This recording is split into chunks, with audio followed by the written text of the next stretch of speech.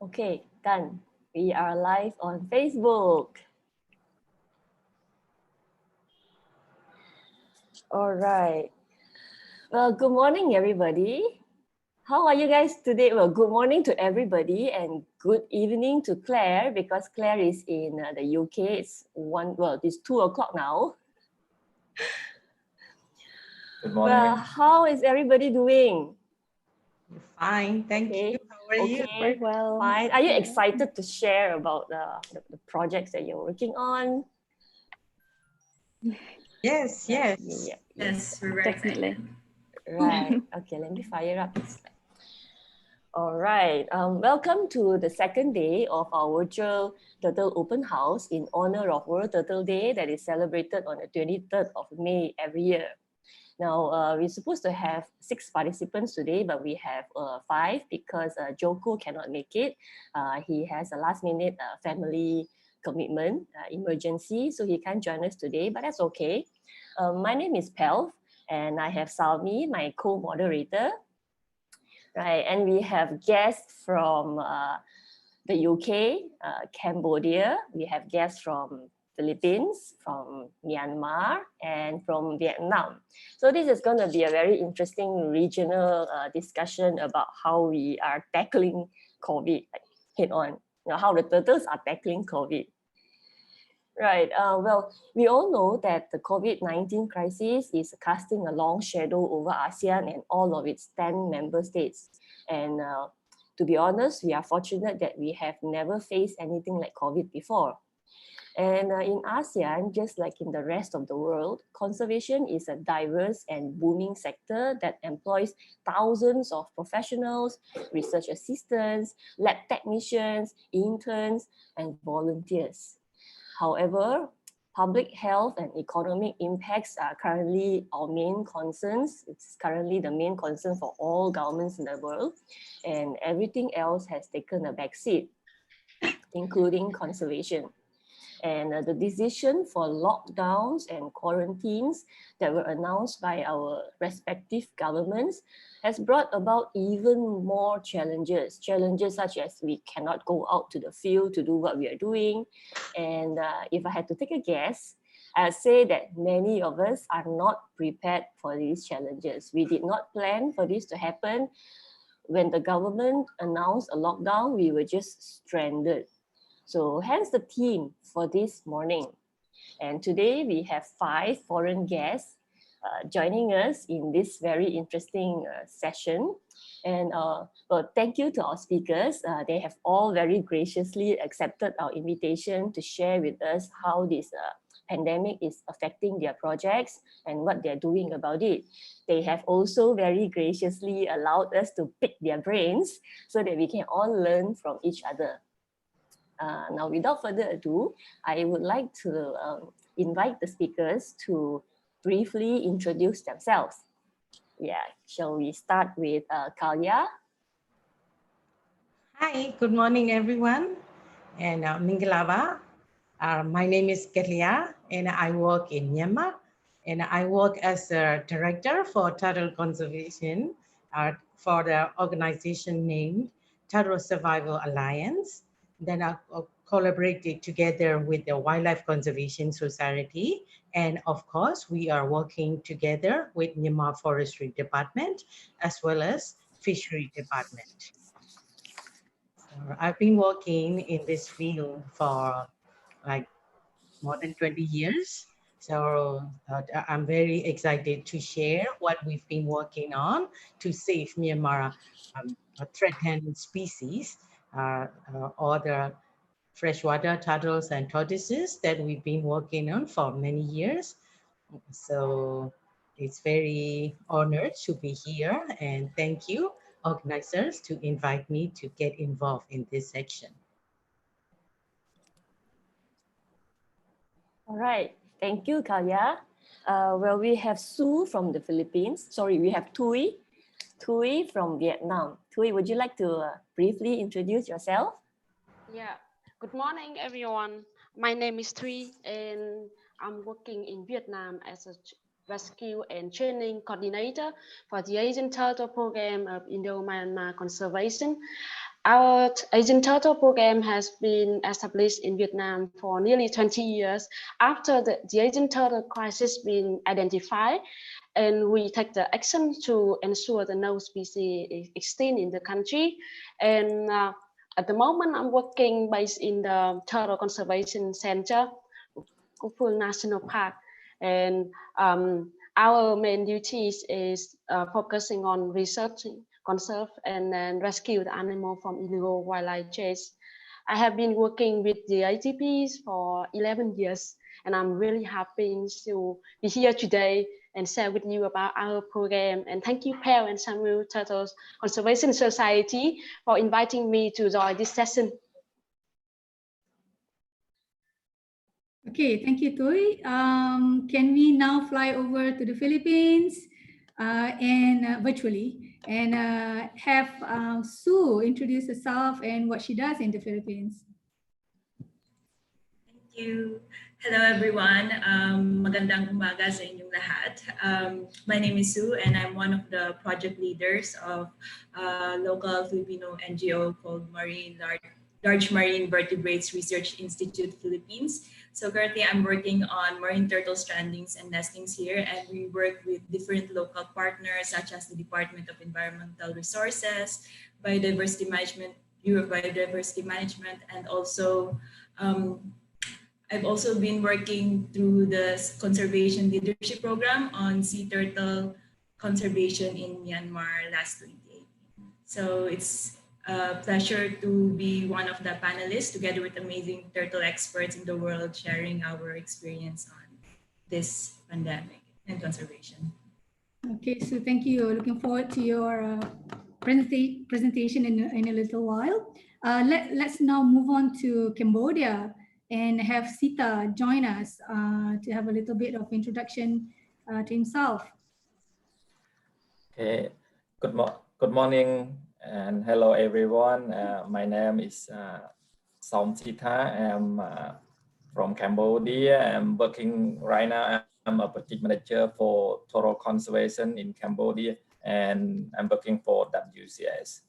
And I'm so happy to be invited for this turtle conservation session, and thank you the host for that. And I've been working on turtle conservation in Cambodia for more than 10 years, and I'm very excited to be here and then share some our conservation background and what we have done to, and especially during this COVID outbreak and what we had to do to save our turtles. And I'm happy to answer any question. Okay, thank you. Thank you so much, Sita.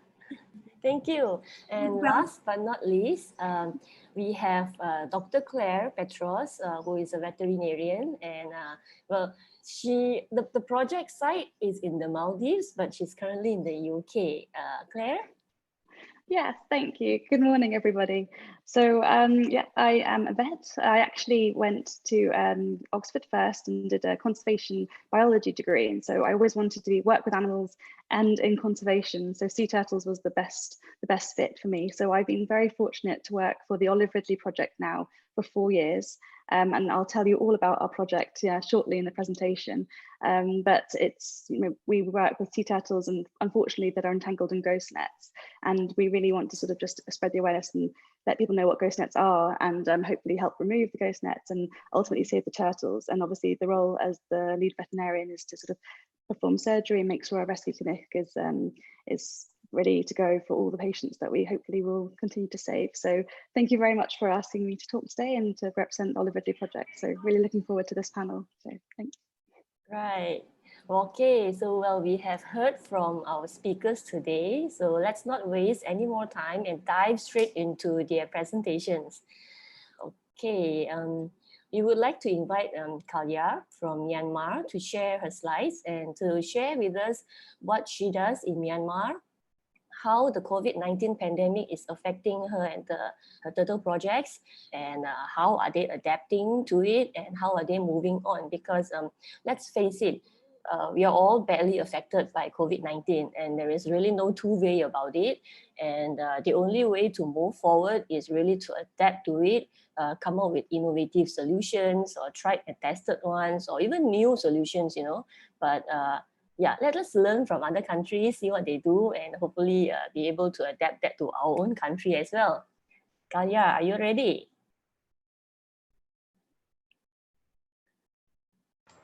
Right.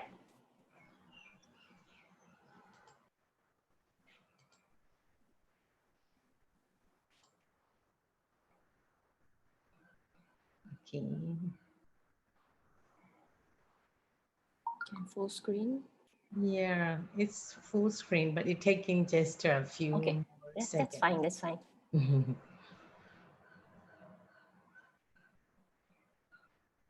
Sorry. The connection can be a little bit slow in Myanmar sometimes.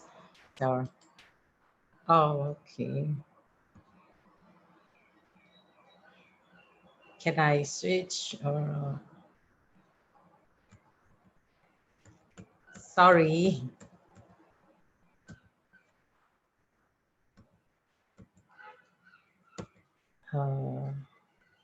Okay. I'm sorry about that. Okay. You know, I will talk about the pandemic, but let me please start with you know, happy, beautiful slides of the titles before we talk about how we're solving the problems. Okay. So Myanmar, it's biggest country in Southeast Asia. I mean, biggest mainland country in Southeast Asia. So we have many beautiful freshwater turtles and tortoises. So the total of 26, and out of 26, we have 8 endemic species. That means only found in Myanmar, nowhere else in the world.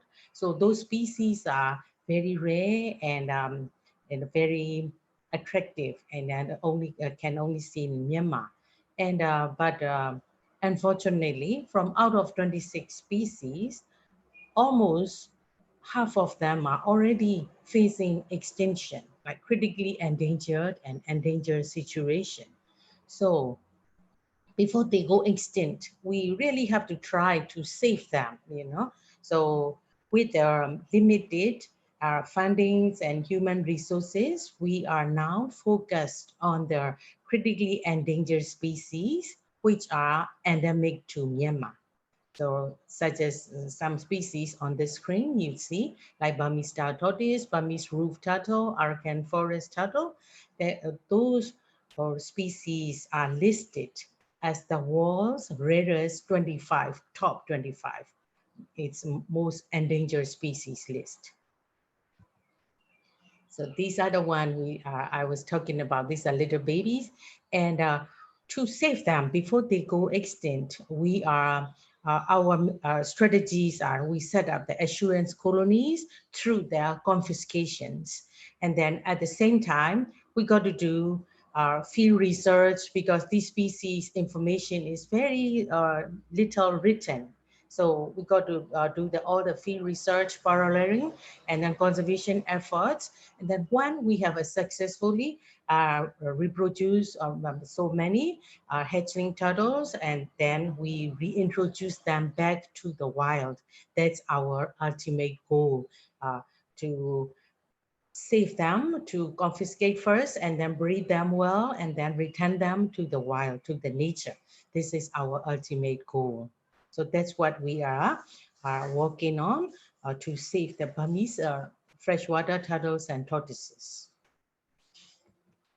So let me give you some Burmese star tortoise pictures. See, we started with about 175 star tortoises through the confiscation over 10 years ago. And then forestry department facilities in wildlife sanctuaries, we have separated 4 assurance colonies. After over 10 years, we now have about 15,000 star tortoises are breeding in their stock. So we are introduced to the 2 wildlife sanctuaries already in last 5 years. So before we introduce, we have to pave the road. Well, community involvement is such a very, very critical. You know, we have to have a community involvement. Otherwise, conservation will never success. Community understanding and then collaboration together, working together with us, it's to assure future for our turtles. That's why we work in the public awareness and education for all the villages surrounding national parks and wildlife sanctuaries with different sectors. With their, you know, schools, children, and then families, all the villages we've been working on. After that, we recruit one villager from each village to work together as a community ranger in the project.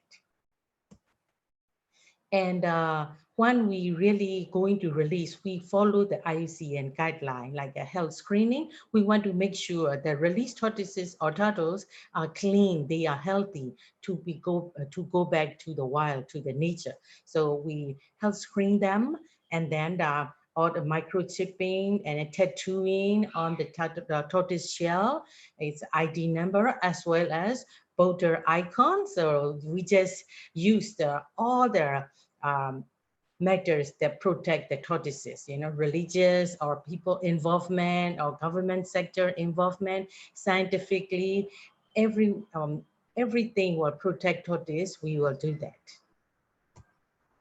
that. So I just switch to another species, okay, with the timing, so I don't, and after that, if a question, I will answer. So this is a very rare species, is one of the top rarest species in the world. It's called Burmese roof turtle. That species was considered as extinct over many, many years, but rediscovered. Now, from rediscovery to already on the road to recovery. So this is a little hatchling of Burmese roof turtle, and they are only found in very far north of Myanmar. Very small village has less than 10 nesting female left in the wild. So what we do is in nesting season, we monitor with the boat along the Chingrin River. When you see the turtle track, we search for the turtle eggs by probing with the bamboo stick, because these turtles can lay over 7 nest holes in the sand, because they want to protect their eggs. So they cover it up. Very, very good job. So we have a very difficult time to searching them. So when we found them, we saved them. We transfer them to the protected area. I mean, that's where our beach guard is guarding 24/7 or 4-5 months, the whole nesting season. That way, other people wouldn't come steal the eggs, or like other animals will come and, you know, dig the eggs to eat. So we protect them, incubate them, and then release. So these are the some pictures shows little baby at the bottom, and then the growth spark is between 3 to 4. So 1 4-year-old, it's become quite big. Then we raise them in their big concrete pond at the bottom to get exercise on their muscles. And then when they are 4-5 years old, they're ready, stronger to fight the river current. We reintroduce them back to the river. And the first pictures I'm showing on roof turtles are in situ. It's a conservation on the site in the rivers, on the river. And then now I'm talking about captive breeding, ex situ conservation. We have 4 locations in Myanmar for this roof turtles, and in 1 colony in Singapore Zoo as well. These are our assurance colony, because this species is very rare. So we've been saving these turtles really a lot of difficulties, but right now we have more than 1,000 turtles are in these 4 assurance colonies. And then the first years like 2006, 2007, hatchlings are this year start reproduce. So we have now annual reproduction of 200 to 300 babies per year. So which is from the less than 10 individuals from the wild to over 1,000. It's really rediscovery to recovery is really promising for this species, but still a lot to work on. So when we do, this is such a rare species, we got to do genetic sampling to manage the which group to breed together or to keep separately like that. And then health screening, Singapore Zoo, Brown Zoo, a lot of organizations help us here as well. So we are really thankful. And after release, we do post-release monitoring by use of radio telemetry, sonic telemetry, and if budget available, we're gonna do them. Satellite telemetry as well. So now let me switch to another species called Arakan forest turtle. It's a very well hidden turtle. You cannot see them easily. They hid under the burrows for under the ground for several months per year. So that's how we notice. We radio track them for 4 years, and without the machine, you will never see these turtles on or walking on the ground easily. But luckily, we are breeding them and then sending them back to the wild. So these are the 3 species, the main top 3 projects, our core projects I would like to show you. And then now let me switch to the rescue things, okay? That's my really busy work for us. It's a turtle rescue center, turtle rescue and rehabilitation, because Myanmar is very close to the China, and then we share the very long borders with China as well as Thailand. So a lot of illegal wildlife trade going out to China, and mainly to China, and then some to Thailand. And Forestry Department has 7 checkpoints along the border. So we have a since Turtle Rescue Center founded, we've been rehabilitate more than 5,000 turtles and tortoises. And after rehabilitation, we send them back to the protected area if that species is not too rare. Okay, if it is very rare, we will breed them, set up their captive breeding and then breed them, and their hatchlings will go back to the protected area. So that's how we are doing the Turtle Rescue Center. So a lot of rare species like big-headed turtles will confiscate thousands. That's a lot of work. We will work around the clock for at least for a week to save them. It's such a good experience for us. And this is my last slide to show you. It's the 12 species we've been breeding in Myanmar. So when you're tired, you look at these pictures that shows all the babies are breeding well, and we're returning them to the wild. So that's I would like to share with you. And then these are happy things. But the other COVID after pandemic problems happened, there are especially this Turtle Rescue Center, we have a lot of our labor intensive work and also health issue, veterinarian and temperature management, water quality, everything. A lot of work we have to invested, our time invested in the rescue thing. And then now travel restrictions, so we cannot be there. But luckily, forestry department staff and our community rangers, so because these are their home, so they stay home, work from home, but they work in the rescue center as a work from home. So they've been working hard on there, and we've been giving them advices, how to treat everything over the phone. It's sometimes it works, but it's quite, frustrated. These things we want to do more, and I want to be there and take care of this, but we cannot be there. It's a really, really very difficult time, but the world, people are losing their lives, and we have to adjust, compromise ourselves. Okay, we do our best, if we don't lose turtles, that's encouraging. Okay, then keep our staff, give more motivation, and we are working from a far distance. And another problem is like we are international NGO. We all the fundings, we have to write the grants from the, you know, funding organizations. And what happened is when pandemic happened, all the offices closed down or postponed their grant period like that. So all the new grants not coming in, no money coming in, but we have the whole country, more than 20,000 tortoises and turtles to feed on, to give a medical treatment. And it's quite, you know, challenging with the, you know, we are spreading too thin.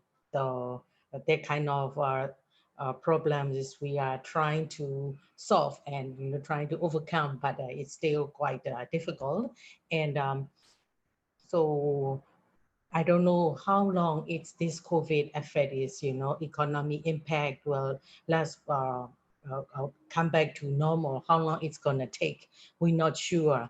But between then, we all have to, you know, optimistic and then do our best to save these turtles.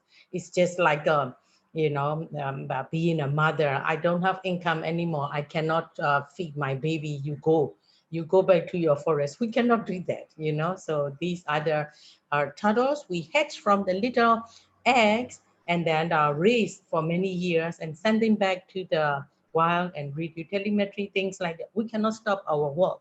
So we need more support to keep going these projects. Otherwise, like Burmese star tortoise, you know, very rare species, a minute we stop the protection, they will go extinct again, you know. People will catch and sell it in illegal market because cost a lot of money. So protection, monitoring, patrolling, and this work, turtle work, we need to continue. So pandemic, COVID, a lot of, you know, these problems, and could be many other problems coming, but we will never give up our work. So that's I would like to share with you guys. Thank you. Well, thank you, Kaya. That was nice to see you know, the setup of your project in Myanmar. And well, I agree, totally agree with you that funding is the biggest issue for a lot of us.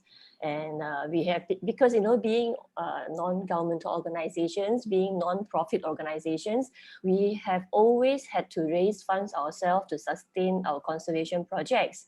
Yeah, so I have a question for you.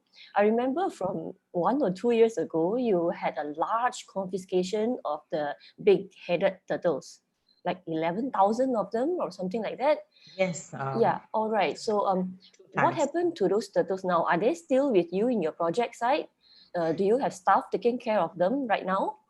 Yes, we have about 500 turtles, big-headed turtles in Turtle Rescue Center. So our plan is we will keep 100 turtles for breeding, and another 400 will be released back to the national park in southern Myanmar.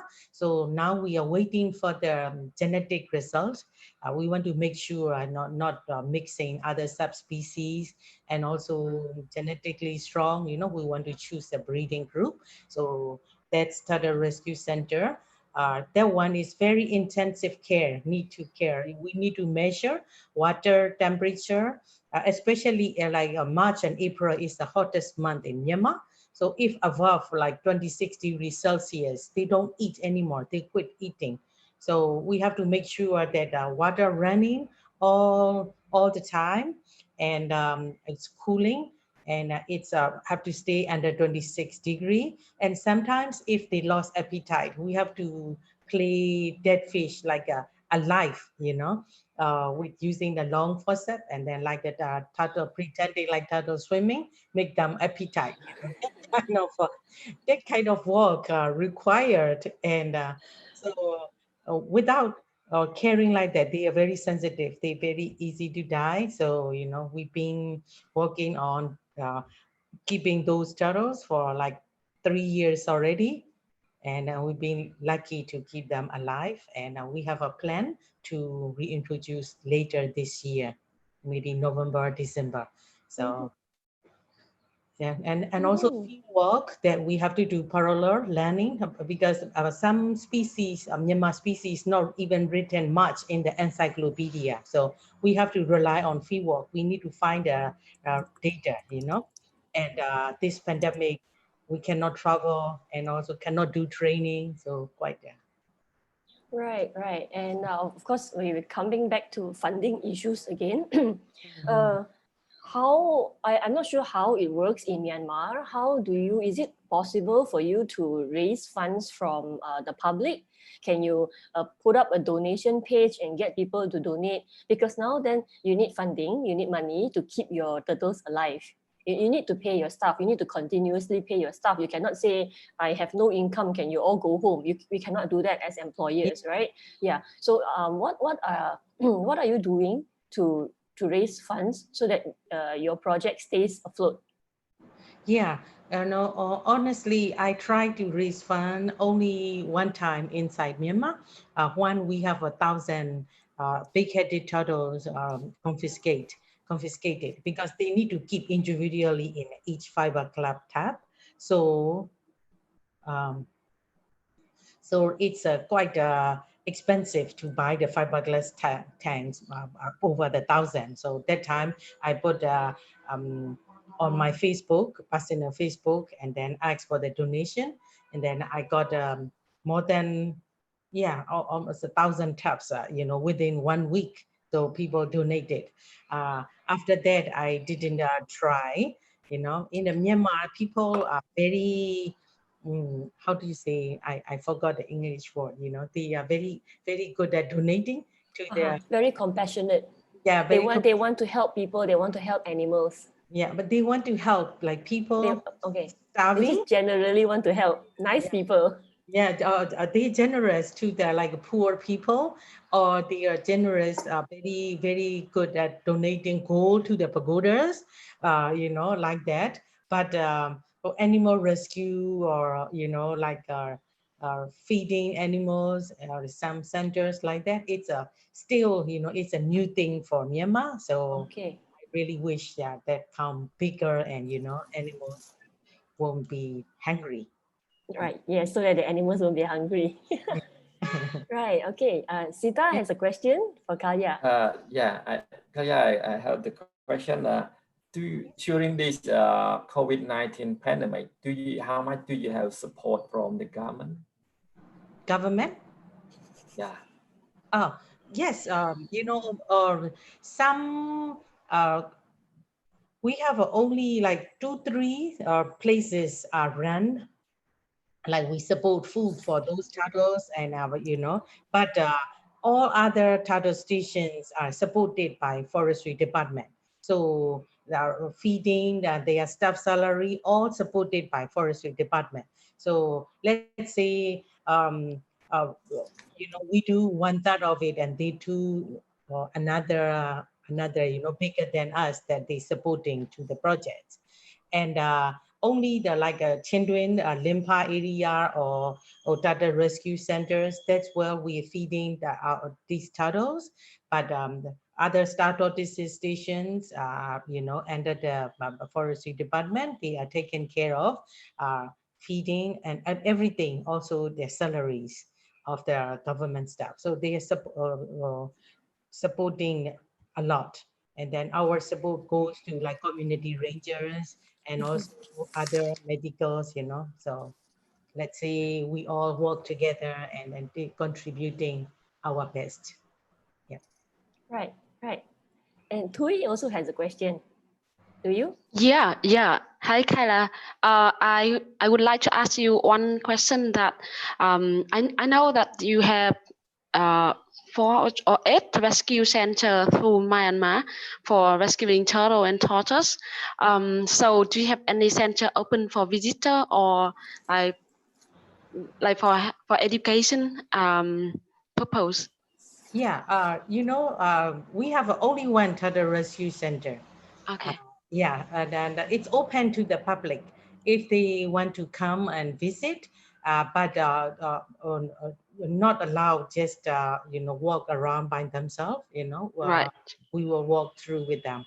It's opened it open. It's a forestry department facility. They open for public. People can come and, you know, learn to educate, but not like visiting by themselves, you know. It's a kind of like a guided tour. Okay, so Thank it's you. not like a zoo, but like a guided tour. And Yes. do you charge like an entry ticket? No. Or, oh, it's free. Yeah, it's free. Oh, It's nice. free because they encourage to people To come and learn about turtles, see the tortoises. and then explain, you know, what they're doing, and then some visitors, they will donate to, you know, not money, but buy the fish. Buy food for the tortoises. Yeah. Right. Okay. Okay. Well, Kaya, we have a question from a viewer from YouTube.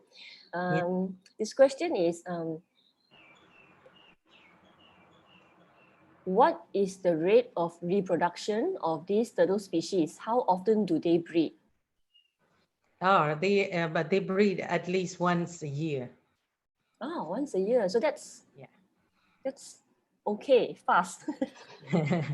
Right. Okay. Salmi also has a question before. Okay, we'll take Salmi's question, then we'll move on to Tui. Okay. Yeah. Yeah, Kalia, regarding the illegal trafficking, because you mentioned that. So it seems like in this COVID situation, we have a the negative, the not so the one that everyone is trying to cope with. But at the same time, do you see any reduction, or has there been any report on, you were talking about transboundary transportation of species from Myanmar to China and Thailand. So has there been any reports on whether there's been any reduction, or since there's restriction in movement and so on? Yeah, you know, after the COVID, right? You mean after this COVID started happen, you know, the wildlife trade, it's very decreased.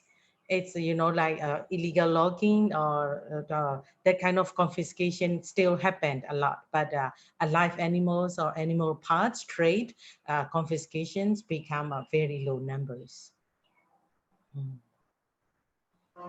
All right. Well, thank you very much. Also. Okay. Thank you very much, Kaya. Thank you.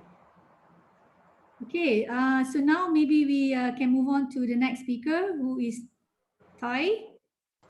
Sorry if I pronounce your name wrongly. Toy. From Vietnam, with the Asian Turtle Program. I will pass over the mic to you now, Tai, and maybe can Toy. Sorry, can you let me know how to pronounce your name again? Yeah, my name is Tui. Tui, sorry, Tui. Yeah. Okay, go on and let us learn about what you have in Vietnam. Yeah, thank you, Samui. And now I would like to share to people about the conservation work of ATP with the freshwater turtle and tortoise in Vietnam. So in general, the Asian Turtle Program have been working closely with the Ministries of Natural Resources and Environment and the Ministries of Agriculture and Rural Development to improve and change the policy, also national law, to provide better protection for the rare turtle and tortoise of Vietnam. So since 2012 until now, we have been working with number of meetings with the two ministries, and we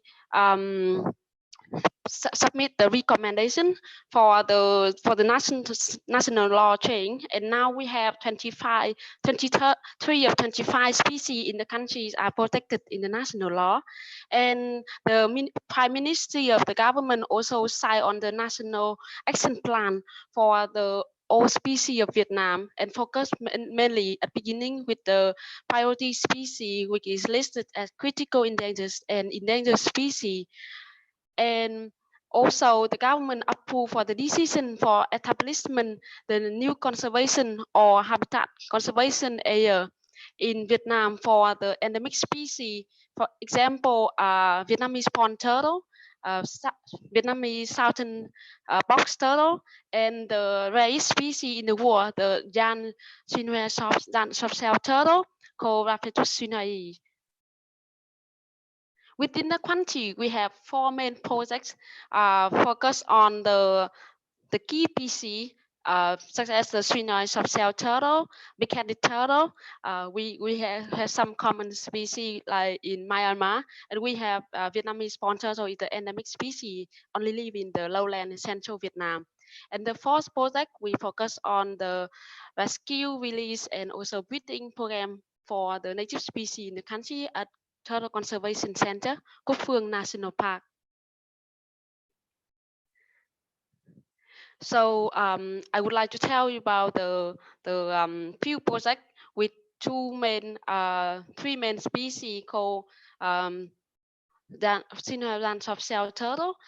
This is the largest soft-shell turtle of Vietnam, and they can gain up to nearly 200 kilograms, and with over 1 meter 40 centimeter long. So this is really giant, huge turtle species, and because of this large size, and also they live in the main large river system in southern China and northern Vietnam. They have been caused a lot by the fishermen, and also due to the habitat change, this species become critical endangered in the world. And from 2004 until present, we have been working on conservation for this species. And at the moment, there are only 3 animals confirmed in the world. 1 left in China Zoo and 2 left in Vietnam. And we found both turtle in 2 lakes in wild.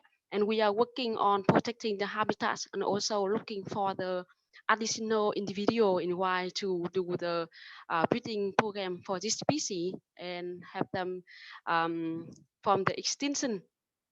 So combining the different techniques, we have observation, a team, and also habitat monitoring, patrolling, and also we use some high technology like working with the WCS like eDNA techniques, and also we searching for the animal from the interview survey from the local observation, and trying to determine where the animal oftenly appear and then where their behavior, and also the temperature and ecology feature to provide the best quality of the water, and also action from the government to protect this species. So since 2013, this species been listed as a priorities for the conservation in Vietnam, and the 2 lakes where the animal living now are protected by the government. So we have done a lot of meeting to work with Hanoi government to bring the attention and also the funding from the government to protect this species. And the second species we are working on is a big-headed turtle. This species become critical endangered, also be listed as the Appendix 1 in CITES checklist. Since 2015, we have been seeing over 300 of turtle been confiscated through the illegal wildlife trade. So our rescue center working on rescue them, and we do rehabilitation, and then we start releasing this species from 2019 due to the long process with genetics analysis and the health screening, and also limited fundraising. And we can start the long-term project from last year with releasing and then monitor animal with radio checking in the forest, also combining with the community activity and surveying in forest to looking for the ideal microhabitats, and also the DC in the wild to find out all the feature and the suitable survival rate for the species. Beside the field survey and field work, we do the education and training activity in Vietnam for young university students and conservationists through the student training course for mainly Vietnamese students and Laos students. But additional, we also have some students from Cambodia, Indonesia, Myanmar also apply for our program. And we also done over 20 law enforcement training to help the local authority learn about species identification, their situation, and how to reduce the mortality, mortality rate during the confiscation. And at the Turtle Conservation Center, we have an education area for visitors, both international and national. And every year we have seen over 80,000 people visiting the park and learning about the native species of Vietnam.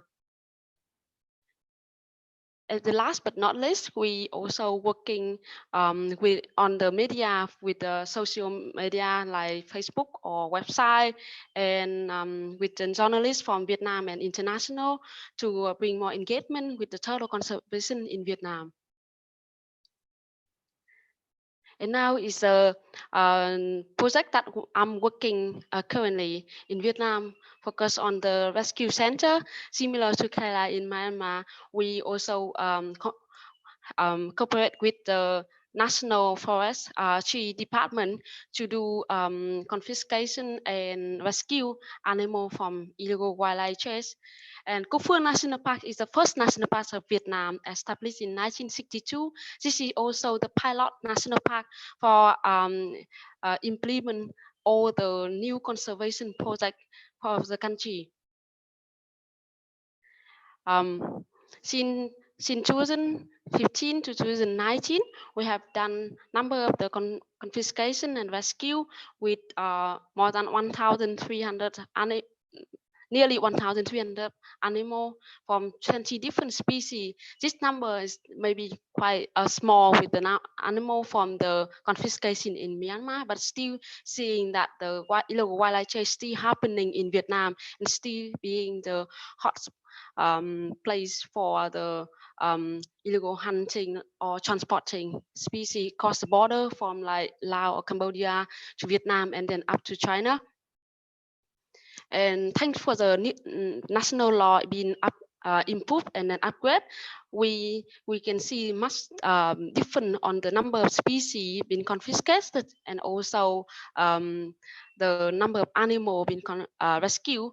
For example, 50% of them are box turtle and big-headed turtle. That two were upgraded into the national law since 2013. That's why now we see that 50% of them are rescue, and this can help us to save the last animal, maybe the last animal in the wild in the country before they've been smuggling to the other country. And when they arrive at our rescue center, we provide try to provide a suitable habitat for them to recover from stress and injury, because many of them been hunts from the fishing hook or from the snare trap, so they can have like broken tail, broken legs, or broken cell, and they have fish hooks inside the body. So we work with the experts vet from international to do the health care and health screening for the disease, and also surgery for the injured animal. And hopefully that if the animal healthy, we can release, and if the animal has the problem with always some rare species, we will keep the further for the breeding program at the center. And we start releasing animal from 2017. As you know, that turtle take really long time to recover from the stress or from the disease problem or injury. We keep them in quarantine for at least 3 months after the rescue, and then we can see monitor how they recover. Some can take up to a year due to the infection problem. But luckily, we still can release over 200 of them back in wild from 6 different species, as you see on the PowerPoint. And right now, while I'm talking to you, we have our colleague team releasing nearly 30 big-headed turtle back in the wild in central Vietnam. And we really hope these animals will be happy and recover well in the nature. The captive breeding program is also be focused in the turtle conservation center in Cô Phương National Park. We have over 10 species been successful breeding, and we try to focus on the priority species to increase the population of them. And hopefully that in next few years we will have a good number of animals to send back, and when they go up big enough, we can release them to survive in the nature. Besides the Turtle Conservation Center, we also work with other wildlife rescue centers from the government throughout Vietnam. They not only focus on turtle, but number different of the species, such as primate, mammal, amphibian, and other reptile species. With the limitation on the facility and human resources, we try to help them with all the advice and consultant. Also share the equipment and supply, to also training to help them do better job in rescuing animal and releasing to the wild. So this is the ongoing job we still working, and we hope that this also help increase the animal welfare for all poor animal from the confiscation.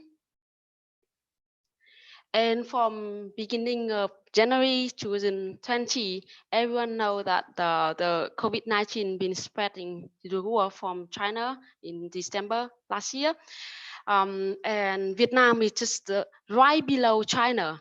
So everyone been worried a lot, and the government take the action from beginning, right when we got the news from the pandemic, and they provide the strict control on the transportation and immigration to limit the disease spreading in the country, because we all know that Vietnam is not the developed country, and if this disease is spreading a lot, we might have a lot of trouble or struggle with the hospital equipment and supply and healthcare. Therefore, the government have been working very, very hard to limit the effect of the COVID-19, and all the international flight been stopped in the end of March. Also, anyone return from other country, any Vietnamese people return from other country, will have to spend 2 weeks in quarantine after arrival. That helped us a lot to reduce the number of people get the disease. And at the moment, we have over 300 people infected by the disease, but most of them are recovered. And the new case only happen with the people come back to Vietnam, and they all in quarantine for at least 2 weeks and get free treatment with Vietnamese people. So that is a really big help. And the lockdown been seen from beginning of April to 22nd of April, and then everything be slowly open again. And on the screen, you can see the picture of Hanoi City, the capital city of Vietnam. Normally, you will see the like million of the motorbike and car, thousands of car and the traffic jam in every morning when people go to work or school. However, during the lockdown, everything's empty. So it's just really, really new experience for us. And school been closed for nearly 3 months, and now everything start going back again. Also with economies, but we know that this is really bring a really large effect to the whole community and society everywhere, not just Vietnam. And as aware from the beginning, we also prepare and take the action from February in our organization. All the office staff work from home. We have to hold the field trip for some week, for few weeks during the lockdown, as therefore we lost some few week data in the forest. And at the turtle center, we still have to work normally because animal need to be clean and they need to be fit, to be fed. Therefore, the staff still have to work and cannot work from home. And I'm in the national park for 2 months, no movement, no traveling, just stay in the park like isolated to keep the activity going at the center. We split the keeper at 2 teams, and then we can do rotation. And so if any group have the health problem, we can have a replacement. Also, we installed a new washing station and new hygiene protocol for the center. Everyone have to wear face mask, no matter that like if we work in distance or we work close, we wear face mask and wear the glove. And working at the center, everyone have to work longer hours, like 10 hours every day, because we have to split the team. And with 2,000 nearly 2,000 animals at the center, it's a lot of physical work every day for all staff. Rescue and releasing also been delayed because of the restriction from the government. So we begin to do rescue and release again just from last week, and I just get back to the center, to the park 2 days ago, because of the big confiscation in central Vietnam with over 100 animals from 15 species been rescued. And then today we also have the releasing animal. So we start doing activity again to recover how the project routine. Also, we prepare medical supply and animal foods from beginning. So just in case anything been limited like transportation, we still have available resources to you at the center. So what is our plans? We will try to keep some protocol maintaining through the COVID-19, such as the staff keep hand washing regularly, staff still wearing masks during the surveying, talking with the local community. We move some regular meeting to online meeting, so we can limit the contact between people. For the community activity, can be a huge challenge because we cannot gather the big group like before anymore. So we will think about the alternative solution, such as the produce more resources, communication resources, and then distribute them to school or to the local village. Or we can use the radio speaking, because every village in Vietnam, they have radio from the government. So we can talk to the people through the radio instead of meeting them directly. And the biggest challenge is funding, as everyone also have the same problem. We think that we will try to look for variety funding sources, not only from the last donor international, but we might try to attract also the smaller business or company or the individual, international and international, who get interest and then compassionate for the turtle conservation. And we also might invest more for some online gift shop, so people can order stuff online and then support our center or do the adoption for the baby turtle or species, particular species that they like, and that might help to save the fund at the center. And yeah, it's not easy, and we might have to get some change to adapt with the situation. Every country is different, but the challenging we can see quite clearly, and no one know what to do in future. But we will try to work more with the government to get support from government, also from all different resources to save animal, especially animal in our rescue center. Thank you for the listening, and also we are very appreciate all the supporting from our donor from in recent year. Luckily that this year our funding still be secure, although the fund can be transferred slowly or delayed for a few months, but this year can be okay for us. However, from next year, that will be the big challenge. Yeah, thank you. Okay, thank you so much, Toy. That for that very informative and very elaborate presentation. So we get a very good insight into what's happening in Vietnam, and I think Vietnam is one of the country with the lowest COVID cases. So that would be, you know, an advantage to you, because as we can see, you have already started ahead amongst all of us to slowly start field work again, and you're already carrying out the confiscation work and all that. So it's good to see that you are moving ahead in that direction. And before that, I'd like just to point out that today is very nice that we have a good mix of turtle experts. We have freshwater today, because yesterday the focus was a lot on sea turtles, marine sea turtles. So today we have one representative speaking to us on that. Two. No, I mean for marine sea turtle. But the rest of you, you're all working. Oh, sorry. We have two, Claire and Sue, and the rest are all freshwater turtles. So that's really, really nice. That's a really good mix. It's very, very nice to see that. And it's so inspiring to see the work that you do, Kaliar, and also Toy. The amount, I can imagine the amount of work that you put into rescue and recovery is a whole different level. You know, when you just talk about conservation, but it's a totally different level when you do rescue, recovery, rehabilitation, and release.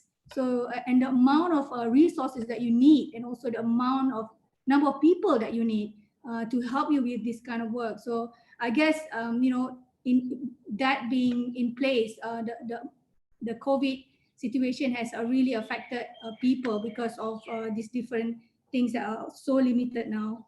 And for the viewers, please ask questions, type into the YouTube chat box, and we will pick up your questions from there. Does any of the speakers here have any question for Toy? If not, I think Pelv would like to ask a question. Has anyone got a question for Toy? All right, Pelv, go ahead. Okay, thanks, Ami. Thank you, Tui. That was very comprehensive. It takes us like a virtual tour to your project site. So now I don't have to go to Vietnam. I already know what you do. So that's nice. I was going to ask you a question on funding, but then you addressed that question, you know, towards the end of your slide. So thank you very much. I now know that your fundings for this year are not that affected, but then you may need to raise more funds next year for your projects. And it seems like you already know what you want to do, gift shop, turtle adoption. So I guess that's the way forward, right? Thank you, Phil. We hope it's still more difficulty that we will face in future. It would be not like last year or the not year like before. Yeah, right. But we will try our best. Yes, we do. Right. Thank you, Tui. Thank you. From the presentation so far, we have like this is the recurring theme that, you know, everyone is very concerned about funding. So that's a very important aspect to highlight, that, you know, this is one of the area that everyone will be putting in a lot of attention in the next few months, you know, especially funding for next year. Okay, I'll pass the mic over to Pelv. All right. So we have heard from two speakers who share with us their freshwater turtle and tortoises projects. So let's now hear from Sue, who works with sea turtles. So we try to be inclusive, you know, if you cannot already tell. So we have a good mix, like Sami said, we have a good mix of turtle experts here. So let's hear from Sue. Sue, hello, you want to share your screen? Everyone. Yes, I'll share my screen. Okay.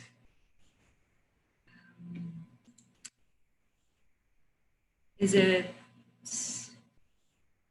okay? Is it now full screen? Yes.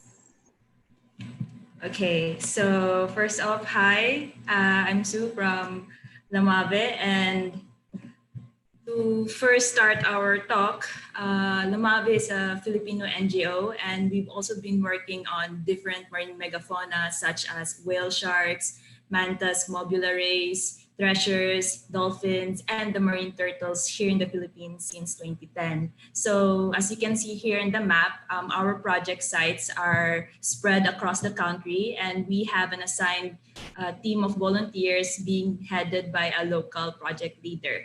So the islands that are encircled in yellow circles are our marine turtle research monitoring sites.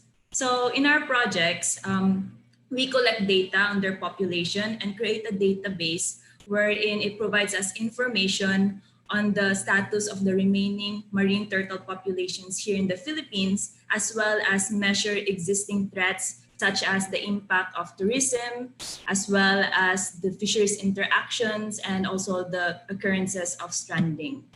So we also use different technologies, like here in the photo, it's a satellite tag that is attached to a green sea turtle's carapace. And this photo was taken last year, wherein we had the opportunity to join Nicholas Pilcher, one of the world's sea turtle experts, his turtle work trip into Bataha, and learn a lot from him. So in our in-water surveys, we do photo identification to identify individual turtles in our field as well as in citizen science. And we also work together with our local partners, the government, and different communities in doing series of trainings to train them on how to respond and assess different types of turtle stranding encounters and also reported nestings in their beaches, and also assist them on this field for any reported incidences. So when COVID happened, all of our field operations were put to a stop, put to closed. So, I mean, currently at present, we already have 14,000 positive cases. And so what we've been doing remote working.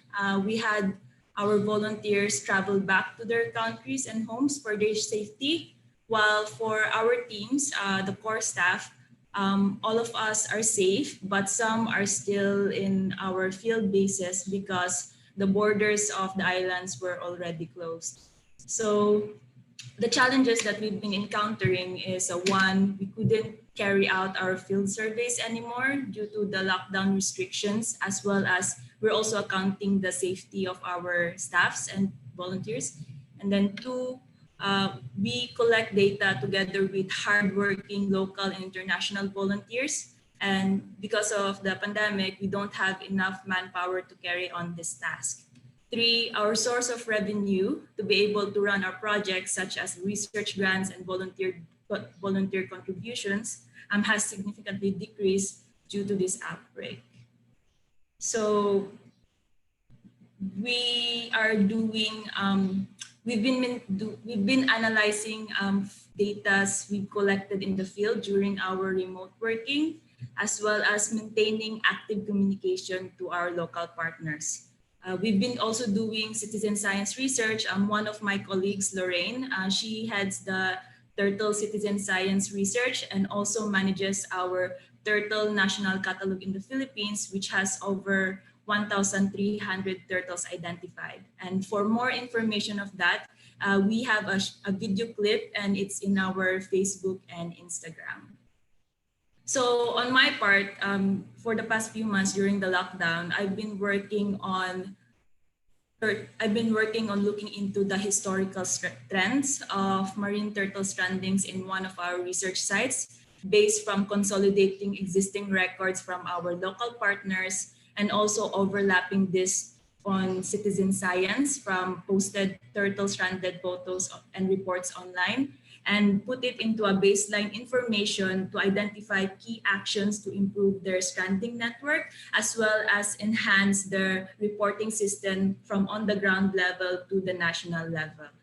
So one of the matters that has also risen during the time of the pandemic is that some of the areas are not as fully monitored as before in our coastal waters or in the oceans, because everyone is also busy fighting in the front line for this pandemic. So like here in this article, fishing vessels have increased in the past few months. So this also would lead to threats such as unreported turtle catch, or even along the coastal shores, poaching of nests are happening. And then even some of the towns, due to the lack of financial support, now some of the sea wardens are not able to monitor the sanctuaries like before. So in terms of the strategies or what we have been doing, we redid our website, lamave.org, to provide more opportunities for our public audience to get engaged with us. Like, you can become a citizen science, or if you learn any stranded reports here in the Philippines, there's an easier way to connect with us. And if anyone has any fundraising ideas that they want to work with us on conservation projects, then there's an easier way to connect with us in our website. So we're also finding alternative ways to raise funds aside from relying to research grants and also to volunteer contributions. So we're now looking into improving our donors package to present to donor individuals and organizations, wherein this future fund lets them invest, support the next generation of future Filipino marine conservationists, wherein these young people, like here in this photo, will enable them to join in our research projects, teach them research skills and methods, gain them professional opportunities. And actually, I'm one of those scholars.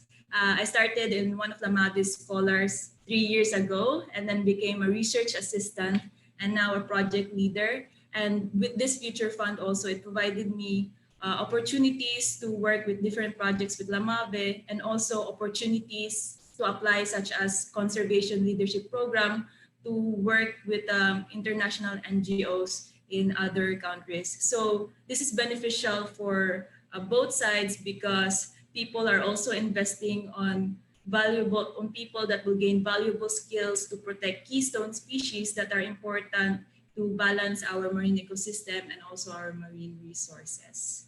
So that's, yes, thank you for your time in tuning in to this talk. Thank you very much, Sue. Well, it's interesting to note that the stark differences between sea turtle and freshwater turtle projects. So, we have heard from the past two speakers who talked about large-scale confiscations and how much manpower and resources need to go into ensuring the turtles don't die. But that's a totally different field for you. Yeah, I have a quick question, because I want to ask this question to all my panelists funding, because I am very interested to learn from you guys how you go about raising funds for your projects.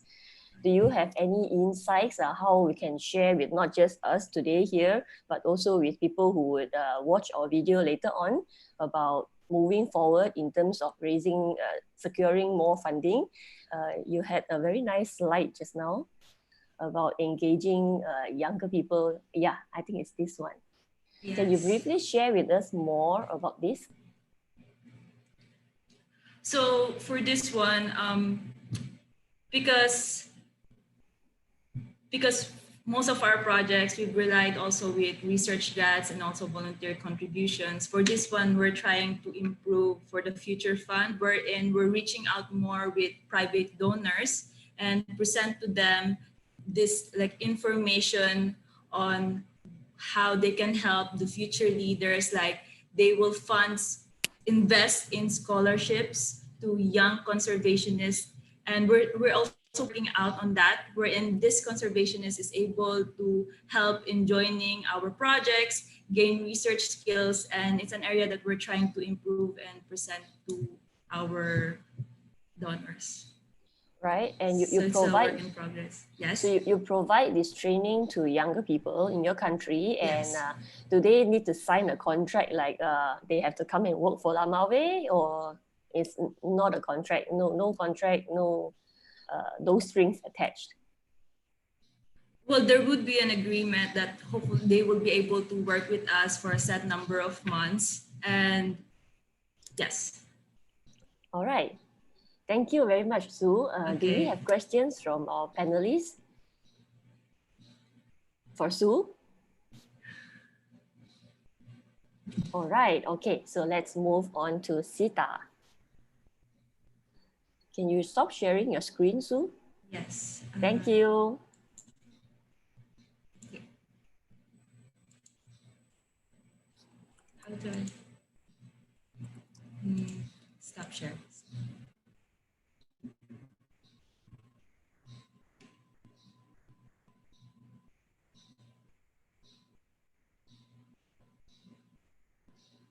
All right, Sita.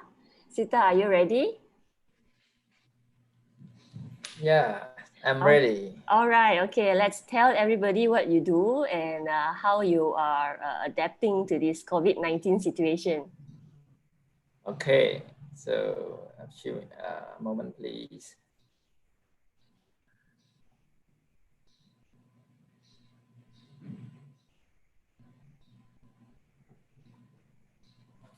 You see it?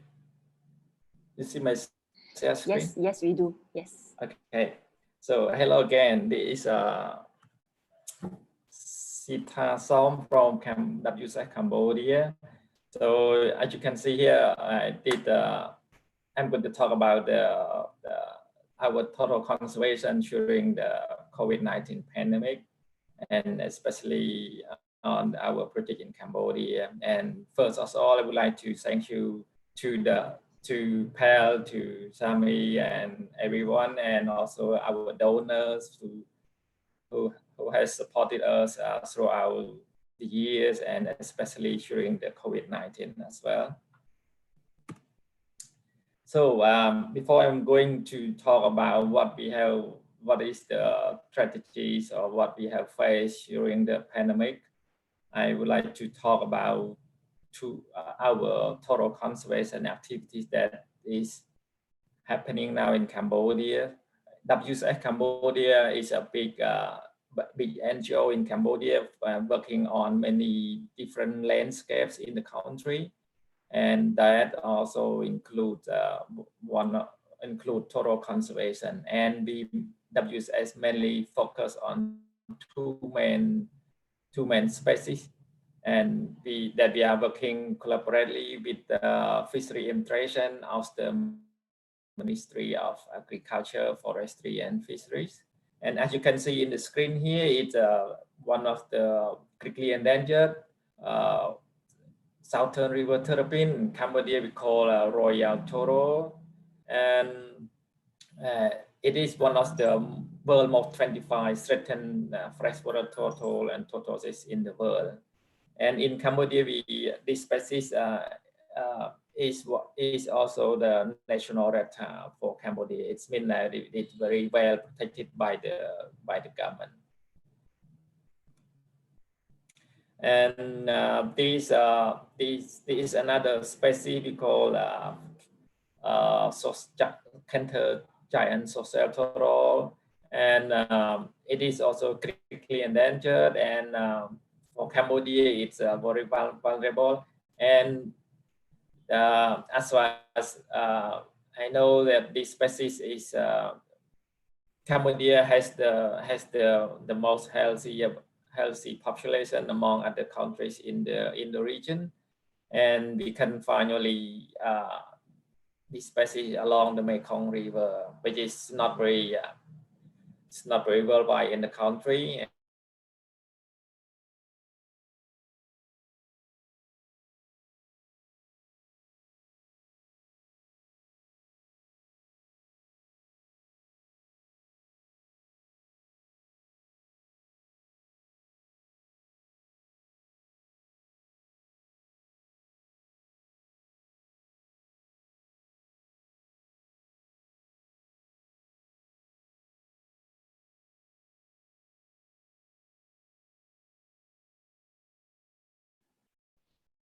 Did we just lose Sita?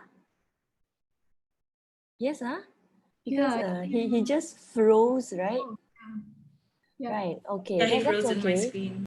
Right. Connection. Okay. Yeah. He did mention just now that his connection would be a little not so good, but that's okay. We'll give Sita time to get back onto the screen. Perhaps we move on to the next speaker while I communicate with Sita. Yeah. Okay, maybe we can move on to Claire. Are you ready? Hi, Claire. Are you there, Claire? Yes, I'm here. Hello. Oh, good. Okay, because I can't see you on my screen. Okay, nice to have you with us. What time is it now in the UK? 3:20 in the morning. Oh my goodness. Oh dear. So hope you're still awake, fresh. Okay, Yes, so very anyway, fresh. Very fresh. Okay, good. So maybe we can have your sharing on while we wait for, I mean, Sita can come in later when Val get in touch with him. So hopefully we can get him reconnected, but maybe we can move on to you. Are you ready? Yes, I am. Okay, whenever you're ready, I'm going to pass the mic to you. Okay, wonderful. Thank you. Well, good morning, everybody. Not quite as early for you as for me, but it's a really big pleasure for me to represent the Olive Ridley Project here today and talk about how our wonderful charity is currently coping on these unprecedented times with COVID-19. So I'm just going to spend a little bit of time telling you about who we are, where we are, and what we're currently doing. And then we'll discuss how we've been facing the pandemic and how our charity is doing in these difficult times. So we are a UK registered charity, which is why I find myself in the UK, sadly not stranded on an island in the Maldives at this time. And our charity was founded by Dr. Martin Stelfox, and he was a marine biologist. Excuse me, can you share your screen? It says it's sharing to me. Okay, great, because I don't see it on my screen. So, okay, you're fine then. So, can you proceed? I'm sorry to disturb you. Sorry to okay, can everyone else see it? Is that okay? Yeah, can everyone see it? Hopefully. Yeah, it's okay. on YouTube, it's clear. Yes. Now. Okay, great. Go Yes, ahead. just right now. Yeah, thank you. All right. Okay. Okay, go ahead. Okay. All right.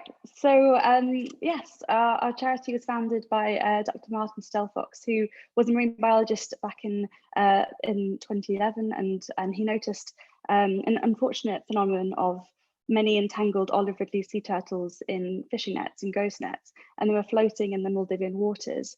And that's particularly strange for this area of the world because the Maldivians famously use the pole and line fishing method. So these turtles entangled in these nets were coming from elsewhere in the Indian Ocean. So that's why he went on in 2013 to actually found the charity, the Olive Ridley Project, and to really find out why this was happening and where they were coming from. So we are now operating in more than just the Maldives. We also have projects in Pakistan, in Kenya, and in Oman. And our marine biologists that are based at the different projects work on sea turtle photo ID research as well as conducting their own field research in the water. So they have lots of different projects and they work with the different ministries and authorities in their countries. And also one of the larger works that we do obviously is the ghost net research, and that's what Martin has recently received his PhD for. But we're also very much trying to remove the ghost gear. And it's, for example, our team in Pakistan have actually got a PADI certified team that go out and remove fishing nets from when the local fishers will actually tell them where they've seen them, and they'll go out and do these removals. And really wonderfully, some of the local villagers actually then repurpose these ghost nets and very creative community projects, and they create these jewelry and, for example, these dog leashes. So it's an example of circular economy with using the plastics from the nets that they've actually got in their local communities and then creating money for the local community from repurposing them. So I've got a couple of photos as well. So this is basically what Martin would see in the Maldives when he was working as a marine biologist. Many olive ridley turtles entangled in fishing nets, some obviously on the beaches, but mostly out at sea. And then removing of the ghost nets, you know, some of them can be absolutely huge. And actually this was quite a fortunate situation where there was a crane on an island where a resort was being built that was actually capable of removing some of these large nets. The nets can be from absolutely tiny, just around 1 flipper, to sort of this ginormous size in the Maldives. And then this is the exciting part, the better part, that we can actually use ghost nets and repurpose them. In the Pakistan project, it's mostly this monofilament net, but then they're creating these beautiful necklaces and bracelets and then these dog leashes. So it's really getting the community involved and repurposing those nets. As well as this, we have a veterinary centre. It's the first sea turtle rescue centre in the Maldives. And we've also recently opened a second centre, which is more for rehabilitation. So the rescue centre that we have has 8 tanks in Bar Atoll at Coco Palm Dunikolu, which is a resort. And the tanks are very large. They are 2 meters in depth, which we find to be really important for the rehabilitation of floating turtles. They really learn how to dive quite quickly in these deep tanks. We have a fully functioning veterinary clinic, so just like you'd expect anywhere else in the world. So we have an X-ray machine, an ultrasound machine, and we do fully general anaesthetic surgeries. Unfortunately, the most common surgery we do perform is amputations, and that's because the majority of our patients that we see are olive ridley turtles that are found in ghost nets. We also do have other species in the Maldives. We have currently had green sea turtles, hawksbill sea turtles, and one loggerhead. So there are leatherbacks in the area, but we have never, hopefully, touch wood, we'll never have to see one at the rescue centre. So we've had over 120 patients in the last 4 years. So I was the first vet that went out to the Maldives to set up the clinic. And the majority of our patients that we do see are these entangled turtles. So the rehabilitation centre that only opened last year is also with another resort, a separate resort, one and only, and they have a large tank that can actually be split into two, so we can have another space for another 2 turtles if the rescue centre is full and if we're rehabilitating long-term patients. So another example of a marine biologist at that centre, turtle biologist, that can look after the turtles that are there, but also educate the guests too.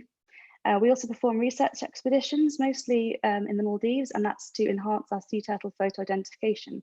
So Dr. Gillian Hudgens is our sea turtle photo ID specialist. She's leading the team and all the marine biologists that work for the Ridley project. And currently, all of our data is being uploaded to the Internet of Turtles. So it will be shared globally. And we really promote citizen science within the countries that we work, and the marine biologists, for example, are based all around the Maldives. There are over 120 resorts currently, and majority of those resorts have marine biologists. So we really hope that, and we ask for help, that the marine biologists will send in their photos, and their photos are mostly of green turtles and hawksbills. So that's the turtles that we see in snorkeling on the house reefs in the Maldives. If we're quite lucky, we do see some olive ridleys. And it mostly for nesting as well. It's the hawksbills and the greens in the Maldives. So a really big part of our project is this global outreach, education and awareness of the conservation that we're doing with sea turtles.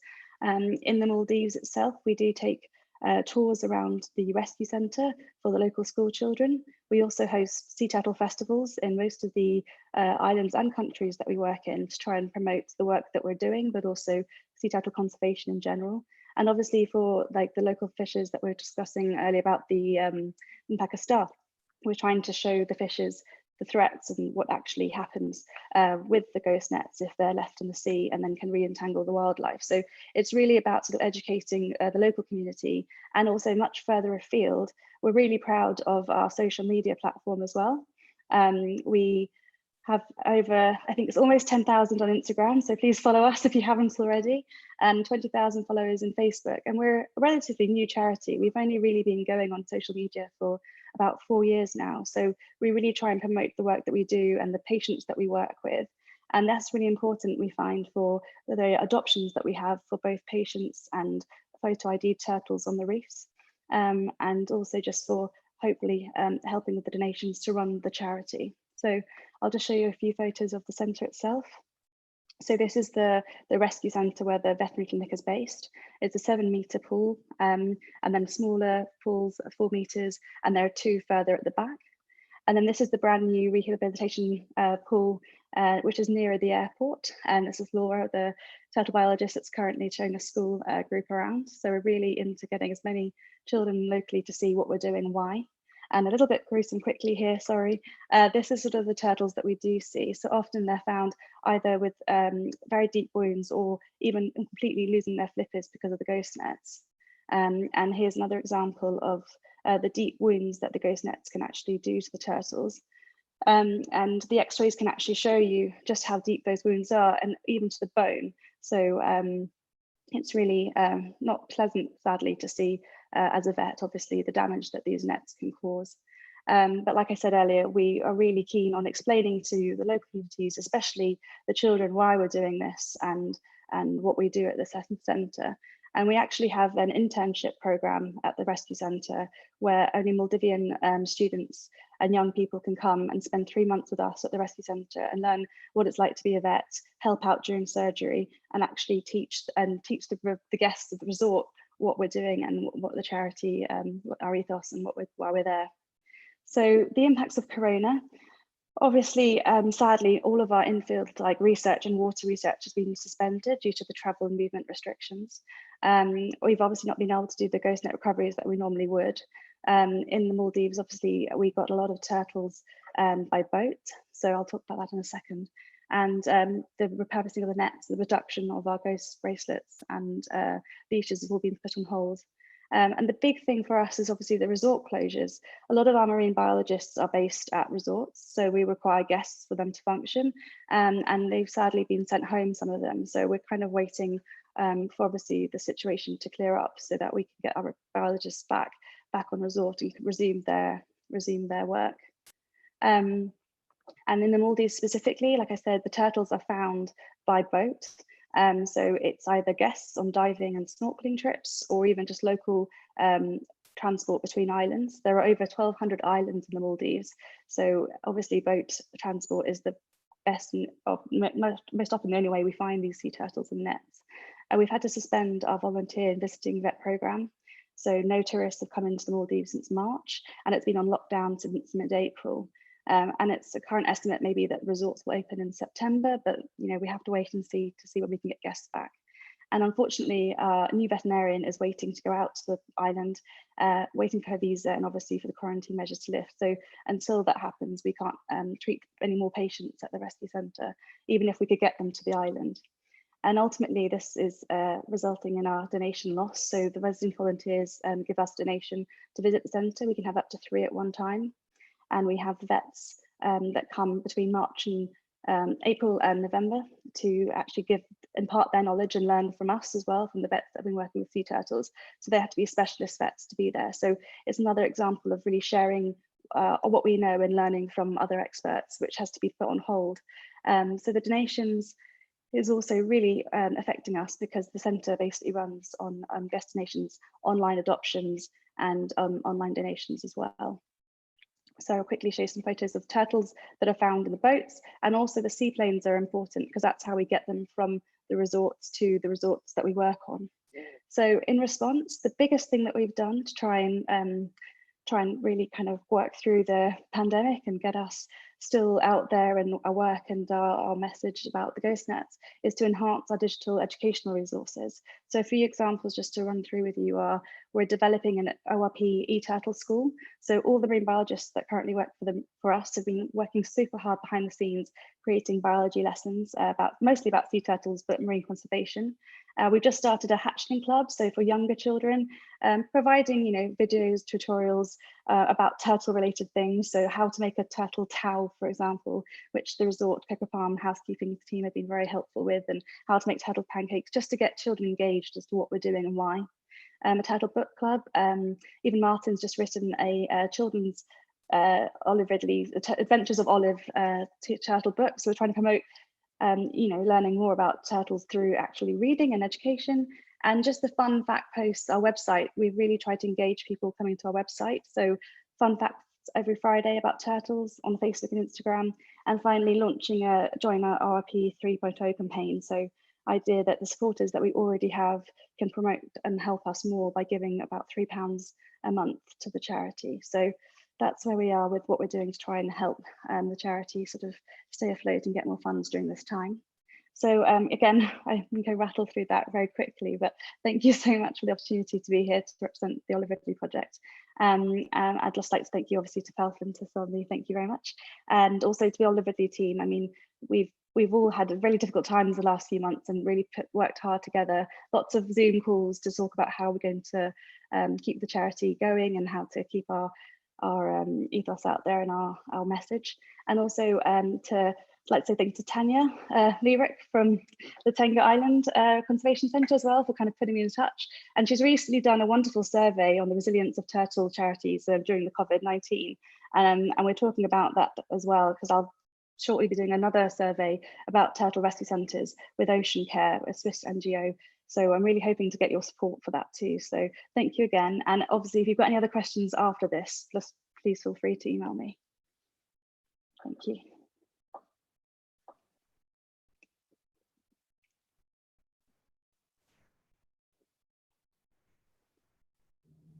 All right, thank you so much, Claire. That was very, very nice. Too fast. But yeah, so you can catch up. You have a lot of stuff that you want to share. I know you're excited to share it. We have made you wait for like an hour before you get your turn. So, you know, everything just, you know, got blurted out very, very fast. But anyway, I've got one question for you regarding the ghost net. So it seems like in the Maldives and in many of the countries that your organization is working on ghost net seems to be like a big threat. So is that like the main threat around the Maldives? And what is the scenario down there, like underwater? Is it really, really bad? Because we have problems with ghost nets in Malaysia as well, in Malaysian waters. It's just that I don't think any group has particularly specifically looked into removing ghost nets, or what you guys are doing in Maldives. But it's really encouraging to see, you know, what's being done in the Maldives. So is that like the most main threat in the Maldives? So yes, visibly it's definitely the largest threat, and the ghost nets actually come in floating mostly. So unless they get entangled on the reef, in the Maldives currently, it's illegal to take eggs and to eat meat. But like many island nations, it's historically, culturally, it's been parts of history there. So there is still some poaching, which is something that we're also kind of, you know, we are aware of, but the charity's sort of main focus is currently to kind of prevent the nets, to find the nets, and then work with communities that we're thinking the nets might come from. So part of Martin's research, for example, is to work out even the genetic studies, the research on the olive ridleys, and say where the nesting sites are, where they're from. So hopefully to give us a better idea of where the nets are coming from elsewhere in the ocean. So yes, it's a mixture of kind of local communities with the turtle history, but also for us specifically, the ghost nets are the biggest issue. And in the rescue centre, like I said, about 95% of the turtles that we admit to the rescue centre patients have been found entangled in fishing nets. All right, thank you. But Tui, go ahead. Yeah. Yeah, hi Claire. This is very interesting presentation, and I really like your PowerPoint and talking. I have one question for you. I see some picture of the turtle in with the egg rice and with the lesion on the limb with a lot of deep injuries. So I'm really interested to know like how long it takes for you to recover those turtle, because they especially they live underwater, and how long for them to recover, and with the animal with deep injury like that, can you release them back in the ocean normally? That's a great question. So that turtle, I deliberately put the picture of both of the injuries because it's one of the most successful turtle patients we had. I was working with another vet, Dr. Claire Lomas, and we actually had one flipper each. And we did do surgery on flippers to try and keep the skin together, the muscle together. And actually within a few weeks, that turtle was beginning to use flippers really well. And it was really a brilliant patient of ours. And after about 3 months, she was diving, using the flippers both very well, and the x-rays looked like the bones were healing as well. So she was using the muscle first, and then, well, just generally, we were able to release her. So, you know, these turtles will have injuries in the wild. They will have shark bites, and so they can heal in the water. So we didn't keep her out of water at all. She just healed naturally in the tanks. So yeah, about 3 months. And that's about roughly the time that we find the turtles spend with us when they've healed from those sort of injuries. But obviously with the amputations, you know, we do tend to only release the turtles that have lost one flipper, because we know, we see them nesting, that they can do quite well with losing one flipper through amputation. Yeah. That's wonderful. Sorry, but Tui, do you have another question? No, thank you, Claire. Yeah. Thank you, Tui. What was the worst case surgery case that you've done? Like, what's the worst, you know, kind of that you've come across? a lot. I mean, any injury that involves really deep wounds or loss of flippers. But I think my favourite patient, because of how hardy she was a turtle called Stitch, and she'd actually got the net around her neck, and her esophagus was open. So every time she would eat, some food would come out. So we actually had to wait for the wounds to heal to separate the esophagus from the outside of the skin and the muscle. So it would be a separate tube again.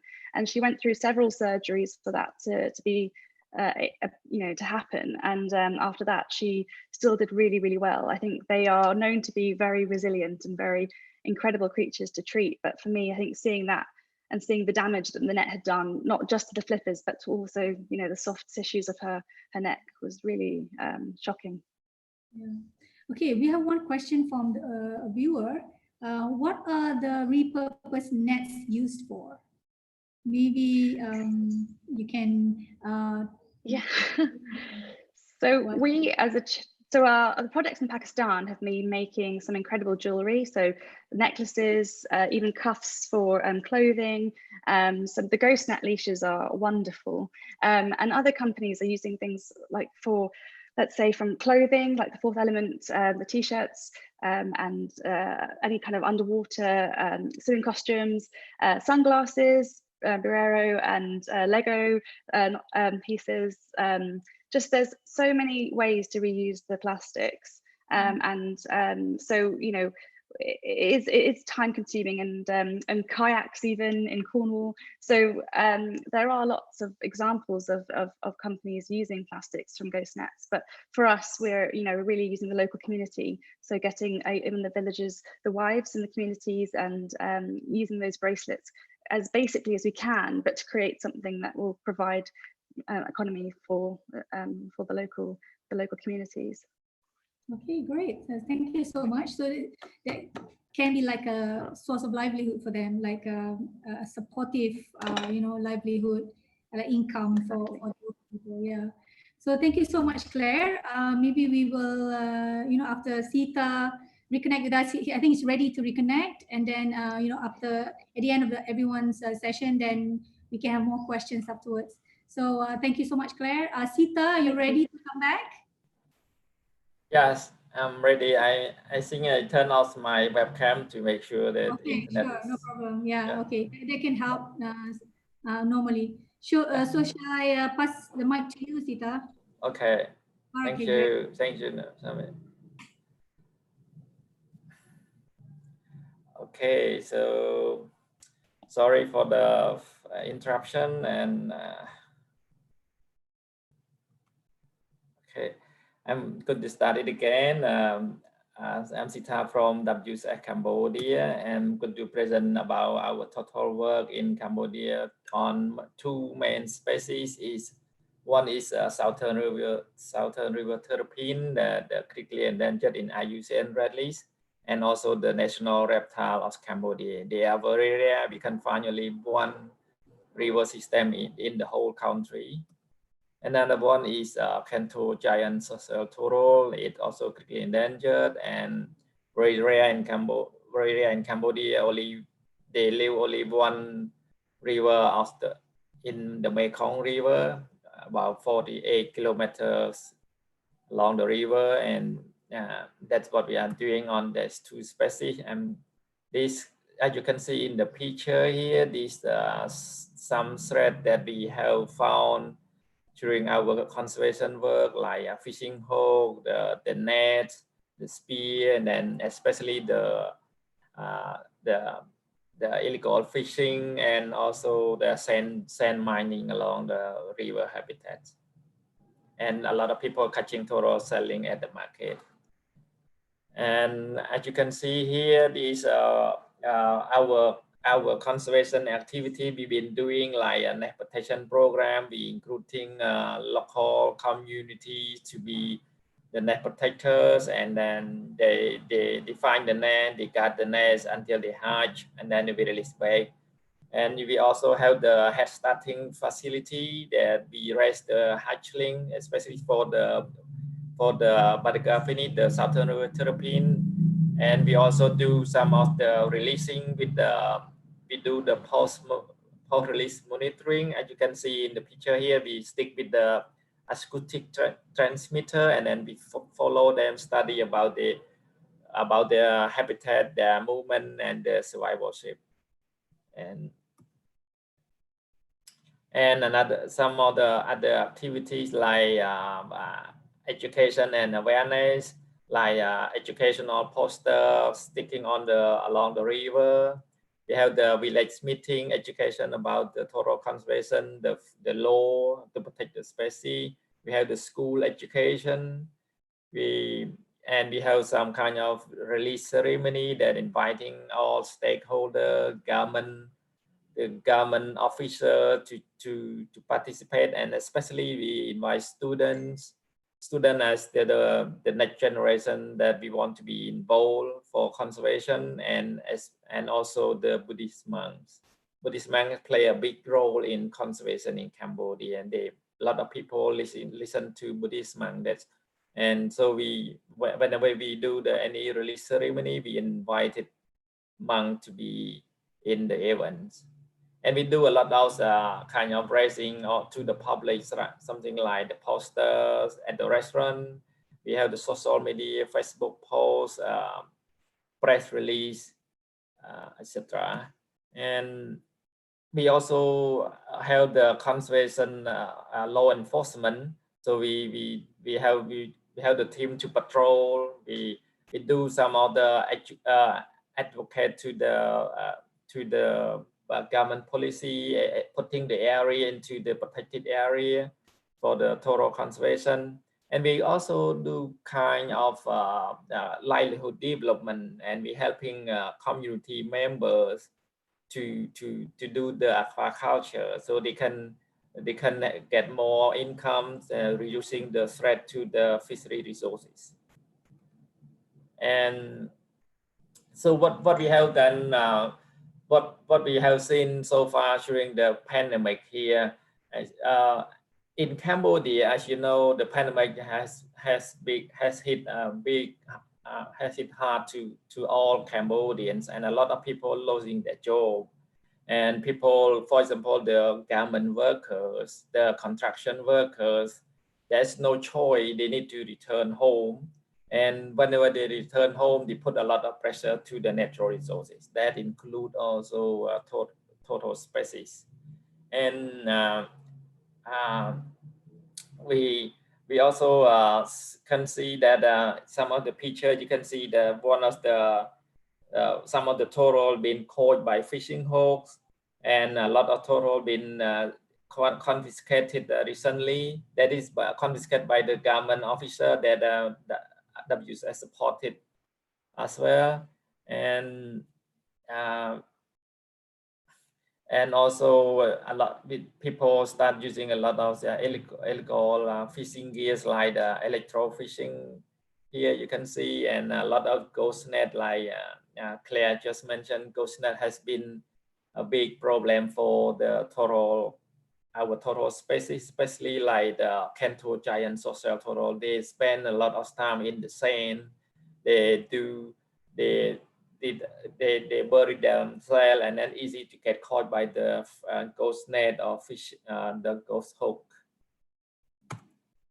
And we just want to mention that the funding constraint is also a big problem as well, that we've been trying hard, and then a lot of donors has been considered providing funding to any conservation project, including total.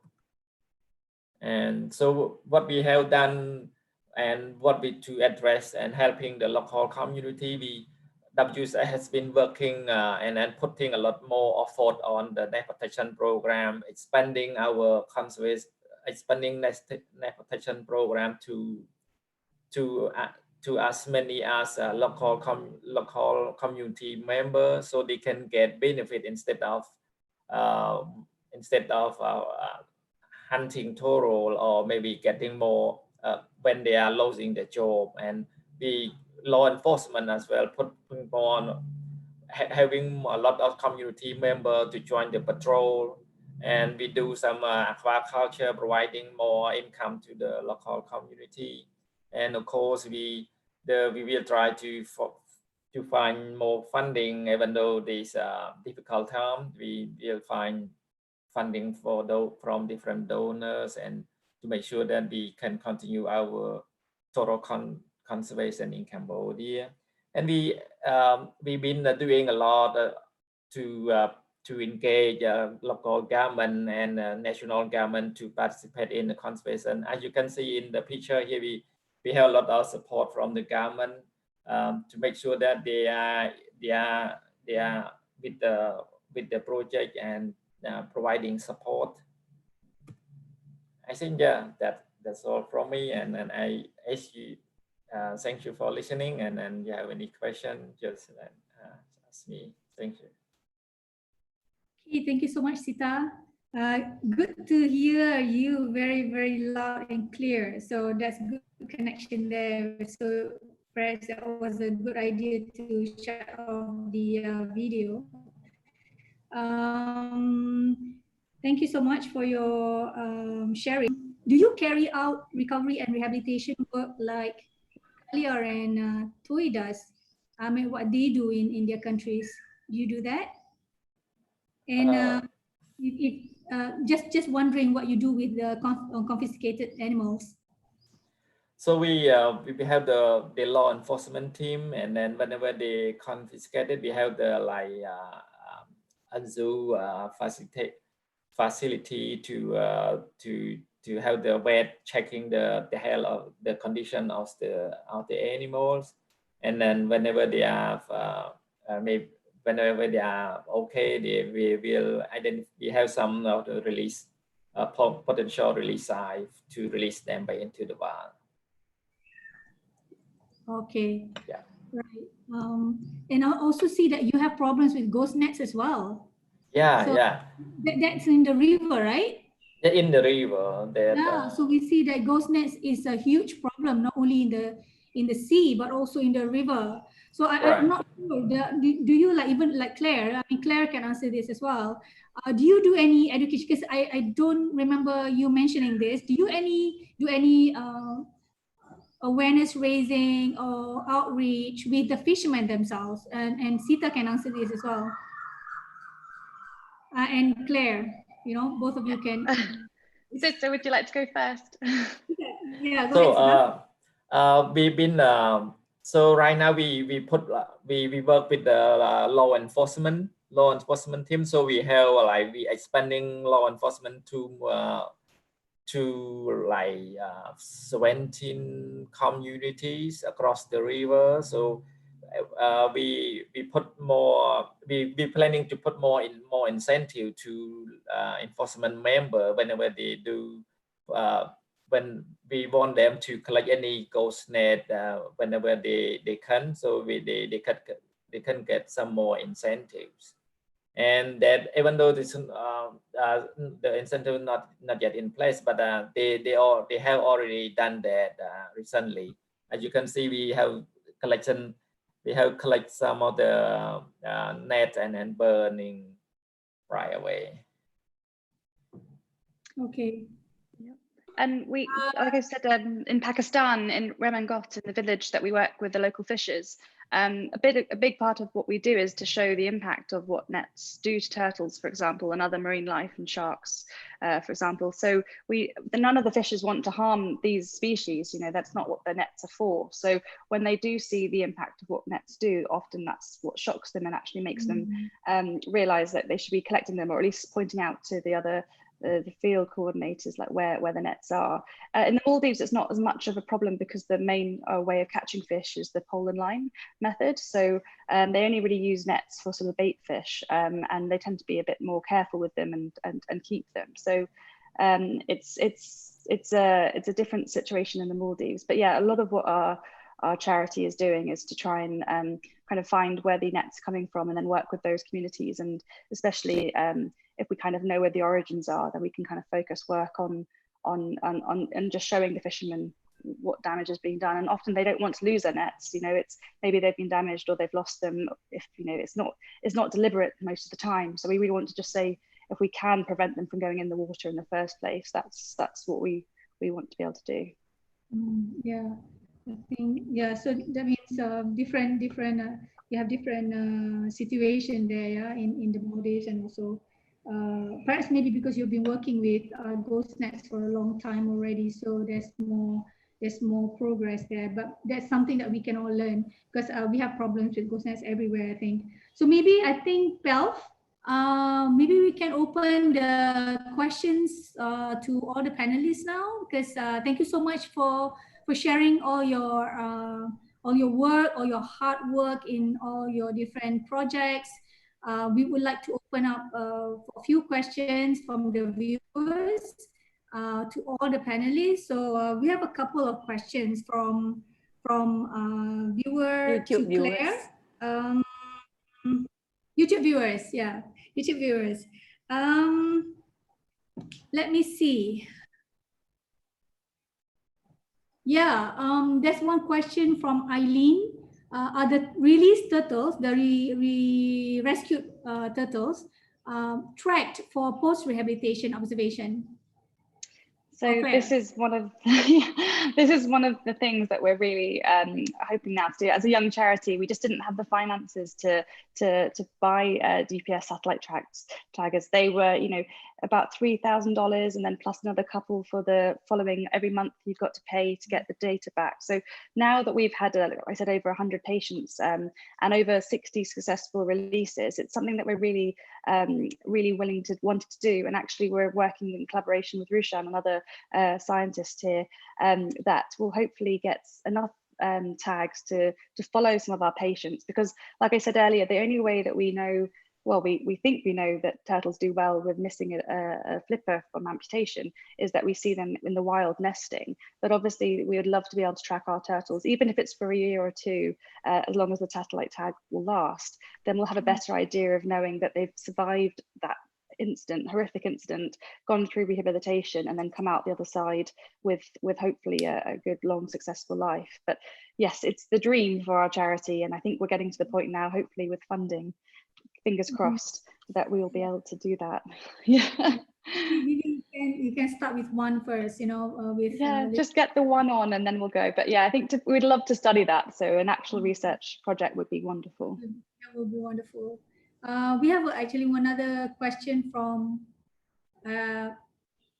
someone, because I don't know that person doesn't have her or his real name on the chat section. What oh no, not this one. I saw another question just now. Speaking of Rushan, because Claire mentioned Rushan just now, Rushan did send a question for you.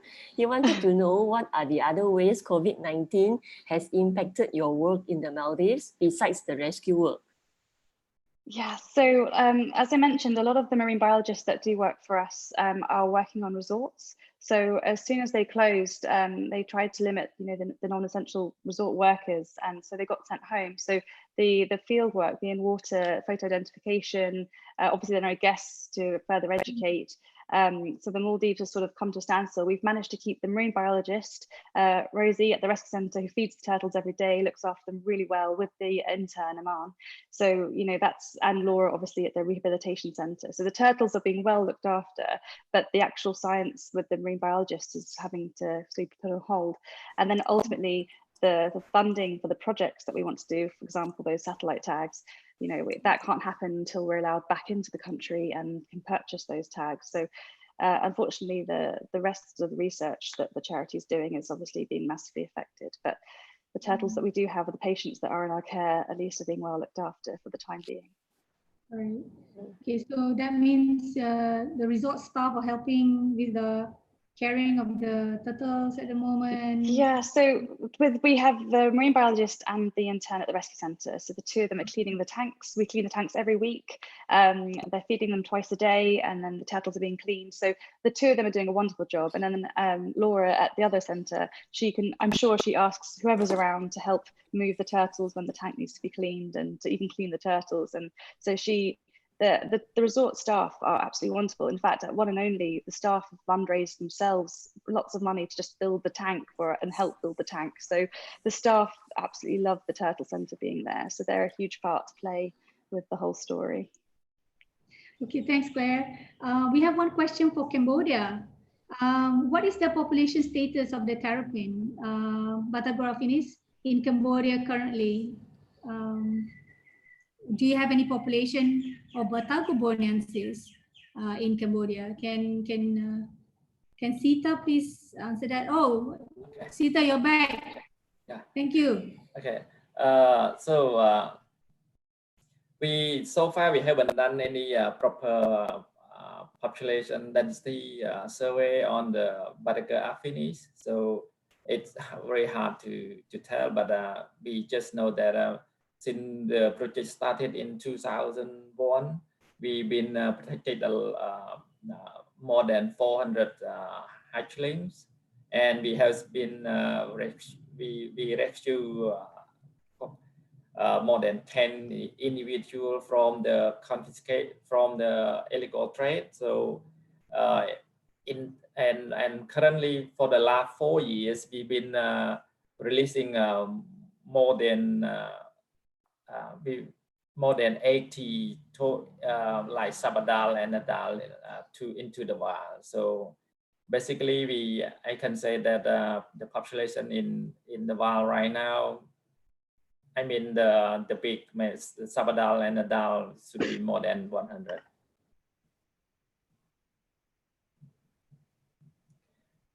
Yeah, I also want to take this opportunity to shameless plug to share that we, Turtle Conservation Society of Malaysia, we are also working on the same species that Sita is saving in Cambodia, Batagoraphinis, and yeah, it's nice to hear another conservationist, another project working on a similarly critically endangered species in the world. And I think by today we have 120 new hatchlings from this year. Right, so that's nice because considering we had 600 eggs, we managed to secure 600 eggs this year, and they are still hatching. So we don't have the final number yet. Hopefully we have a good hatch success this year. Yeah, and we have 23 hatchlings in Cambodia this year. So yeah, from 3 clutches. Yeah, which is very good number and compared to the last 3 years. Yeah, we have only 1 nest every year for the last 3 years, and now we have 3. So, right. Right, that's a good improvement. Well done, well done. Yeah. I actually have a question for Claire, because you mentioned how the local villagers use these ghost nets to fashion them into bracelets and jewelry. Did I hear that correctly? Yes, so in Pakistan, that's where the most of the jewelry and the ghost nets are from, the dog leashes. But in the Maldives, we've started using, at the center especially, the ghost nets that the turtles are actually entangled in. Obviously, we clean them up, and we've actually been selling them to the guests at the resort. And we're hoping with a local business actually in the Maldives to make bracelets in the Maldives with the Maldivian ghost nets, so to sell in a more local community. So at the moment, it's just tourists taking ghost nets out of the country for us. Right. So with this, I have 2 questions. Okay. Number 1 is how well do they sell? Do you know? Are they going out, like a lot of people buying them up? Yeah, they're very, very popular. I know that in Pakistan, there's just amongst the Olive Ridley team, there's a backlog of how many ghost net leashes, dog leashes we want. But at the resort in the Maldives, we sell many of these nice bracelets to the guests, and we sell them for $10 each. So to be honest, in a month, we can often get all the medication we require for some of the turtle surgeries just from the bracelets. So they are really popular. They're very colorful. They're very pretty. The volunteers and the interns love making the different designs. So yeah, I think it's a really easy and really productive way of using them and getting them out of the sea. Yeah. Right. Okay. Then my second question is, would you get those ladies to teach all of us here to make the bracelets? So if it's working with your Pakistani project and the Maldives project, and they're selling at $10 each, I want to learn how to make it. Well, one of our videos that we're producing, I think it's for the Hatchling Club. I'll have to ask Rosie, the marine biologist at the rescue centre. She is making ghost net bracelets in a video, so tutorial. So everyone can learn how to make the bracelets. Yeah, so that will be on our Facebook. Not only the bracelets, but also the dog leashes. That would be good. I'll have to ask the Pakistan project for that. Yeah. I'm sure they've got copyright on that. They're just beautiful. So. Right. Let's get the Pakistani people on Zoom one day, and then we all learn how to make these colorful bracelets. They're doing an amazing job. They're so pretty. Yes, and we're going to sell them online so that we can all generate funding for our projects. Yeah. I actually have seen some groups selling online. Yes, we have a plan. We have a plan. Okay, good. Bob, do you have another question? You said you had another question just now? No, that was it. Yeah, 2 questions already, and it's already 11:15. Well, let's go around the table and around the computer screen. If anybody has last words, last advice, anything you want to share, you want to talk about your own organization, your Facebook pages, your Instagram pages, this is the time. Okay. Shall we start with Kalya? And especially if you have any good ideas that you can share, so more ideas so that we can all learn from each other. Yeah, like when I give my presentation, I just show only 3 projects that we are working on. Actually, we have 13 project sites in Myanmar, and we're working on many other species, or covering 12 species at the 13 sites. So it's a lot of work that interesting to come visit. So if you have a chance, if you would like to come and see our project, you are very welcome. And also anybody wants to help the turtle conservation in Myanmar or everywhere else, that's a really nice thing to do. So thank you. Kalya, do you have a website, or do you want to promote your website that people can check out your projects from? Yes, our Myanmar WCS Myanmar webpage, and also TSC Facebook page, and also my Kalya Plat, my personal Facebook page that I always post, a lot of turtle activities there. But I'll make it more like all combined together, so to see they can visit virtually for now, and then in the future when the COVID clear, they can come visit in person. So it's always everyone is very welcome. Right, Kalya mentioned TSA just now. So TSA stands for Turtle Survival Alliance. It is based in the United States, and to visit TSA online, you can go to turtlesurvival.org. They do a lot of freshwater turtle projects in a lot of countries in the world, so go check them out. Okay. Right, Tui, do you want to say anything? Yes. Thank you everyone for listening to our presentation today. And I would like to introduce our Facebook page. You just search the Asian Turtle Program, and then you can see all the new updates from our activity. And we are developing our new website for the new appearance, so it can get closer to everyone. And then we will show it soon on our Facebook page. And if you would like to join us for the turtle conservation in Vietnam and support our team who are working very hard to save the turtle in Vietnam, please share our page, and also consider if you can buy any product for the gift shop that fit with you to support our work in Vietnam. Thank you very much. Thank you, Tui. Sue? Hello, do you have everyone. anything you want to sell? Well, we have a question. It's a personal message.